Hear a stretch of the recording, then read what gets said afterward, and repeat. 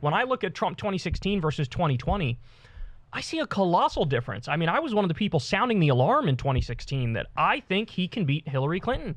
I think he's going to hammer away on her weaknesses, hammer away on NAFTA and outsourcing jobs, and he's clearly using anti-corruption rhetoric, despite the fact he is taking money. He's framed himself as the anti-corruption candidate. There was this sense of like real finger on the pulse mixed in with some things that I would consider pretty dark and xenophobic, but there was an appeal there. I mean, I think of his closing ad in 2016, which was incredibly populist.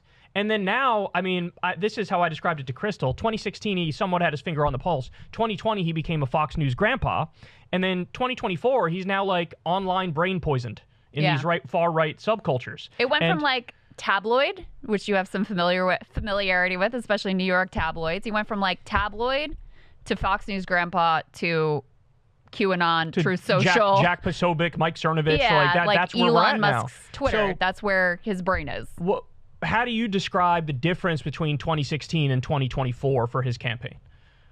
Yeah, so at the level of like his messaging as a campaign, that shift is very real. The irony is that in the GOP primary in this cycle, Trump bumped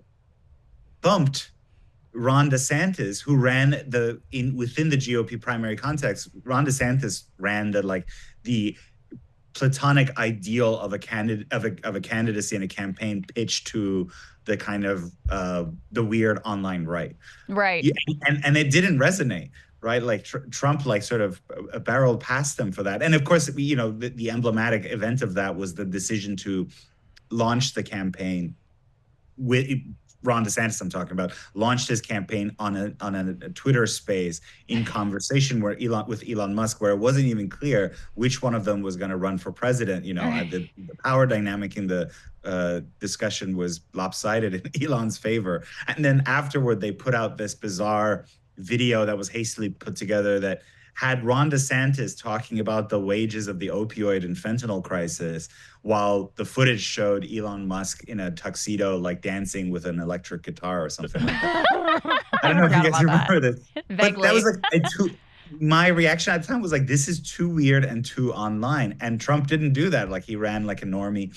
But then, you know, to validate your point, Kyle, then comes the time for a general election campaign, and Trump's the nominee, and he does a Twitter space with Elon Musk, which, fine to do it, but then in it, he basically has this kind of libertarian tech overlord worship that has become characteristic of the populist right, where he's like, Elon, you like to fire people en masse when they strike. You tell them there's no jobs for you, and tell you what, I love that. We got to fire. And so it was a very anti-labor message, which was immediately clipped together into this devastating